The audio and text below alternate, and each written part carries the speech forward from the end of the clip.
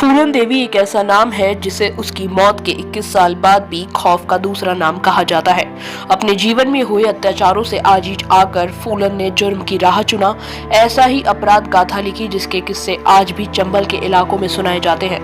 फूलन देवी का जन्म यूपी के जालौन के एक छोटे से गांव गौरहा में 10 अगस्त 1963 को बेहद ही गरीब परिवार में हुआ था। पिता मजदूर थे और उनके पास 1 एकड़ जमीन थी, लेकिन इस जमीन के टुकड़े को लेकर अक्सर उनके चाचा और पिताजी में झगड़ा हुआ करता था। एक बार इसी जमीन को लेकर झगड़ा हुआ और फूलन ने चचेरे भाई को पीट दिया था। फूलन के इस गुस्से की सजा परिवार वालों ने उसकी शादी 10 साल की उम्र में कराकर दे दी। फूलन 10 साल की थी तो वहीं उसके पति की उम्र 40 साल के करीब थी। फूलन ने शादी से मना किया था, लेकिन उसकी एक न चली। शादी के बाद फूलन के सास ससुराल से अत्याचार हुआ तो वह अपने घर भाग आई। कहा जाता है कि फूलन को कुछ डाकू उठा ले गए, लेकिन फूलन की आत्मकथा में इस बात को कभी स्पष्ट नहीं किया गया। फूलन ने बताया कि वह कुछ समय बाद डाकुओं के संपर्क में आ गई थी। हालांकि फूलन की गैंग का सरदार गुज्जर उस पर बुरी नीयत रखा था, जिसे मारकर डाकू विक्रम मल्लाह ने फूलन का रास्ता साफ कर दिया। इसके बाद डाकू विक्रम और फूलन ने अलग गैंग बनाई।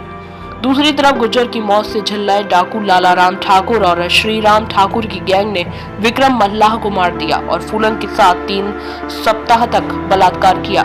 जब वह किसी तरह चंगुल से छूटी तो 1981 में बेहमई गांव पहुंची और 22 स्वर्ण जाति के लोगों को लाइन में खड़ा कर गोली मार दी।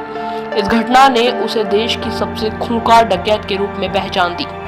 साल 1983 में फूलन देवी ने इंदिरा गांधी की अपील पर एमपी पुलिस के सामने शर्तों के साथ आत्मसमर्पण किया। फूलन पर 30 डकैती, 18 अपहरण व 22 हत्या के केस दर्ज हुए और फूलन ने 11 साल जेल में गुजारे।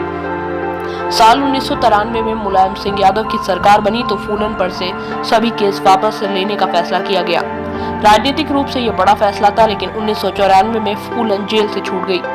फूलन ने जेल से बाहर आकर उम्मेद सिंह के साथ शादी की। इसके बाद 1996 में समाजवादी पार्टी के टिकट पर चुनाव लड़ा और मिर्जापुर से सांसद बनी।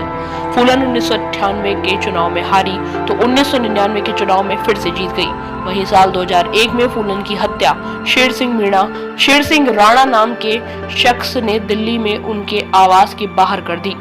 पकड़े जाने के बाद शेर सिंह राणा ने बताया कि वह बेहमई कांड का बदला पूरा कर लिया। वहीं उसे साल 2014 में आजीवन कारावास की सजा सुनाई गई थी।